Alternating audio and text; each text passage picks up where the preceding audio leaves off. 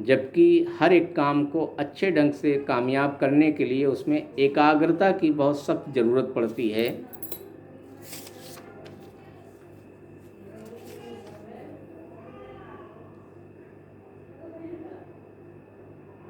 ये भी हिंदुस्तान में छपा है 19 मई 2005 को रिपोर्ट।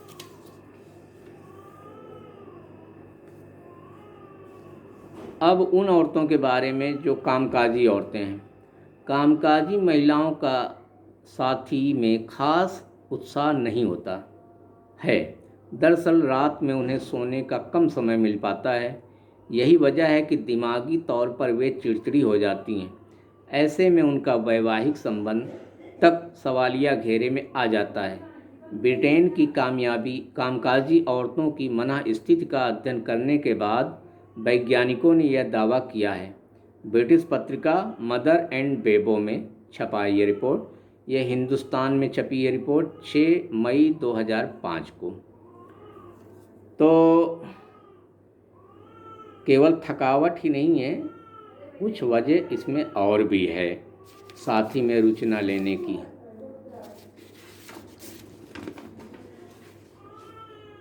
अगला उदाहरण है, आइए डालते हैं एक नज़र इन आंकड़ों पर। विश्व स्वास्थ्य संगठन के अनुसार भारत में हर साल करीब 50 लाख गर्भपात 15 से 19 साल की लड़कियों के होते हैं। गर्भपात कराने वाली महिलाओं में अविवाहित किशोरियों की तादाद ज़्यादा है और उनमें से कम आधी लड़कियां टीनेजर्स हैं। ये सारा नतीजा है पर्दा और घूंघट की परंपरा कमज़ोर होने की वजह से।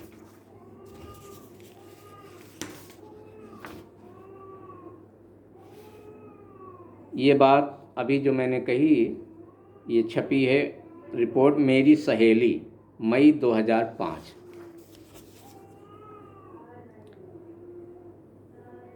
अगला उदाहरण है, ऑफिस में रोमांस से प्रभावित होती है कार्य क्षमता। वाशिंगटन एजेंसी दफ्तरों में महिला और पुरुष कर्मचारियों के बीच बढ़ते यौनाकर्षण या रोमांस का कर्मचारियों की कार्य क्षमता पर नकारात्मक असर दिखाई देने लगा है।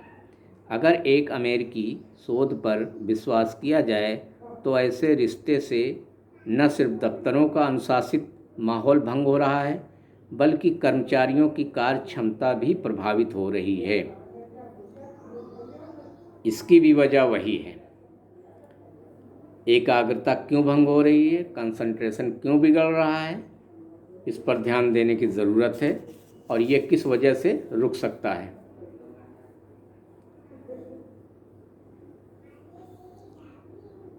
हवा में चर्चा कम पर हवा गर्म तो है, शीर्षक से इसमें कुछ रिपोर्ट आई है। इसी को ध्यान में रखते हुए डोरेक्स ने एथलीटों के इस्तेमाल के लिए ओलंपिक गांव के प्रशासकों को इस बार 1,30,000 कंडोम और ल्यूब्रिकेटिंग क्रीम के 30,000 पैकेट उपलब्ध कराए गए हैं। 2002 के शीतकालीन खेलों की तुलना में यह केवल आधी ही है, जब एथलीटों के लिए करीब 2.5 लाख कंडोम की मुफ्त आपूर्ति की गई थी। जर्मन अखबार वाइल्ड ने एथलीटों के सेक्स जीवन पर विस्तार से चर्चा करते हुए एक रिपोर्ट प्रकाशित की है, जिसमें कनाडा के रोवर मार्नी मैबिन के हवाले से कहा गया है, जब आप यहाँ एक साथ इतने खूबसूरत लोगों के संपर्क में आते हैं तो खुद को रोक पाना बहुत मुश्किल होता है। जर्मन एथलीटों के प्रवक्ता क्रिश्चियन केलर की नज़रों में देखें तो ओलंपिक मर्दों के लिए स्वर्ग है। बस 1,000 कंडोम लेकिन प्रतिदिन चाहिए, और यह उन कंडोमों के अलावा है जो उन्हें यहाँ पहुँचने के बाद तोहफे में दिए गए थे। तो देखिए भाई, अब ये खेल आज किस स्तर को पहुंच गए हैं। आज खेलों में हम 2-2, ढाई-ढाई लाख कंडोम भेज रहे हैं और खिलाड़ियों को उपलब्ध करा रहे हैं।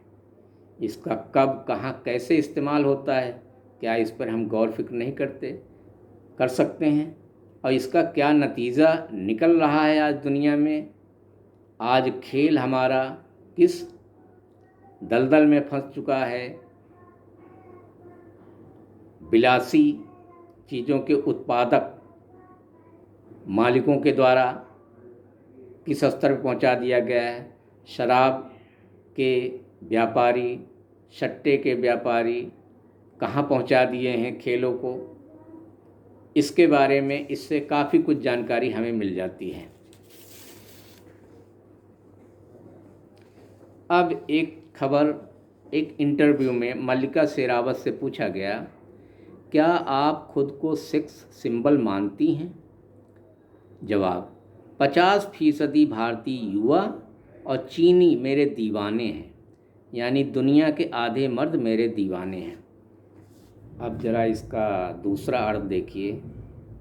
अगर हिंदुस्तान और चीनी आधे मर्द इनके दीवाने हैं तो इसका मतलब हुआ कि वो दीवानगी की हालत में हैं।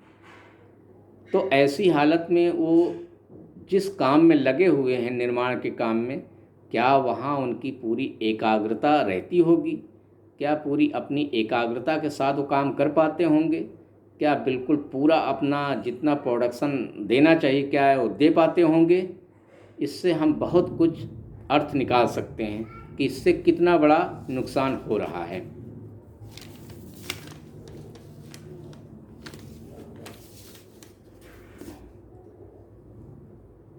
ये खबर छपी है सीधी बात, मल्लिका शेरावत से।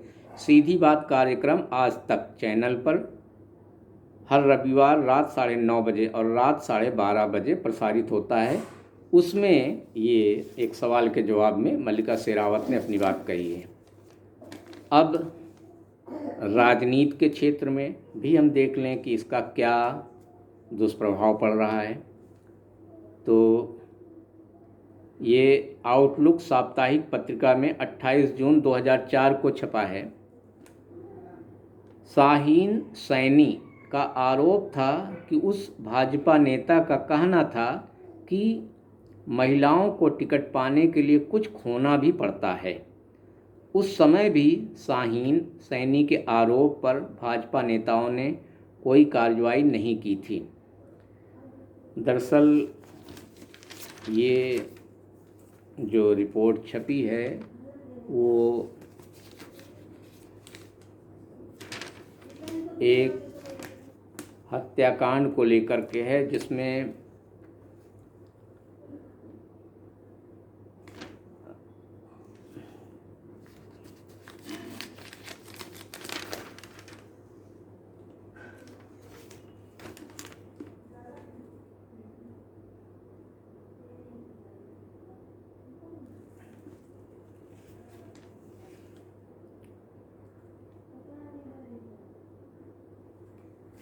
ये एक हत्या हुई थी मालती शर्मा की, जो भाजपा की नेत्री थीं।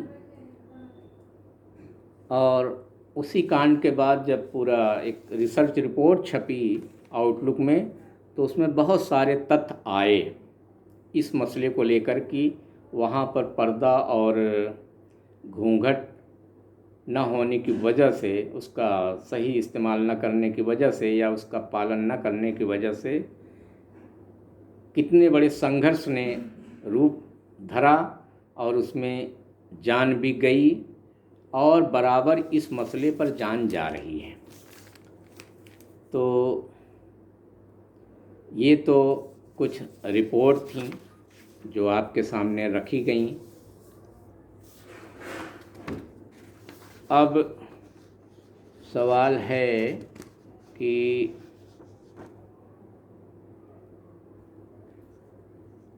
आधी आबादी के बारे में, पर्दा पे न होने की वजह से यूरोपीय संघ की मौलिक अधिकार एजेंसी ने संघ के 28 देशों में महिलाओं की स्थिति का आकलन करने के लिए 18 से 74 वर्ष के आयु के बीच की 42,000 महिलाओं पर एक सर्वेक्षण किया। नतीजा, हर तीसरी महिला अपने 15वें जन्मदिन के बाद कम से कम एक बार शारीरिक या यौन हिंसा का शिकार हो चुकी होती हैं। यह यूरोप की बात है भाई, जहाँ पर औरतों को सेल्फ डिफेंस में बहुत कुछ सिखाया गया है। और आज हिंदुस्तान में हमें ये बात बताई जाती है कि हम जब अपने लड़कियों को, अपनी औरतों को सेल्फ डिफेंस में ट्रेंड कर देंगे तो उनके साथ ऐसा नहीं हो पाएगा। तो वो ज़रा देख लें कि जो ट्रेंड हैं अमेरिका और यूरोप में, वहाँ पर औरतें के साथ क्या हो रहा है। NCRB के मुताबिक 2019 में स्त्रियों के विरुद्ध 7.3% अपराध में वृद्धि। पृष्ठ 8, हिंदुस्तान, 25/11/2020।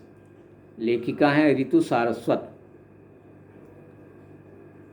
तो अपराध बढ़ रहे हैं, घट नहीं रहे हैं। महिलाओं के साथ भी, महिलाओं में कोरोना, अब जो बबीता फोगाट ने सवाल उठाए हैं कि बनावट में, कि औरत मर्द के बनावट में कोई फ़र्क नहीं है और इनको बराबर माना जाना चाहिए, तो हम बनावट के बारे में भी कुछ जानकारी आपके सामने रख रहे हैं। मेहरबानी करके इस पर भी गौर हमें करना चाहिए। महिलाओं में कोरोना टीके का विपरीत असर पुरुषों के मुकाबले महिलाओं पर ज़्यादा दिख रहा है। अमेरिकी स्वास्थ्य agency centre for disease control and prevention CDS ने अपने अध्ययन के जरिए यह दावा किया है। पृष्ठ 14, हिंदुस्तान, 11/3/21। बनावट, CDC की कोरोना टीकाकरण सुरक्षा अधिकारी जूलियन गी ने कहा कि महिलाओं के शरीर पर कोई भी टीका पुरुषों के मुकाबले ज़्यादा साइड इफ़ेक्ट डालता है। इसका प्रमुख कारण पुरुषों की तुलना में महिलाओं का मजबूत प्रतिरक्षा तंत्र है। यानी अल्लाह ने, ईश्वर ने औरतों को जिस मकसद के लिए बनाया है, जिस चुनौतियों के लिए, उसमें कुछ मामले में कहीं कहीं ज़्यादा जो है उनको मजबूत बनाया है और किस मामले में कहीं कहीं जो है वो कमज़ोर हैं, पड़ती हैं। यानी अर्थात दोनों में बनावट एक जैसी नहीं है।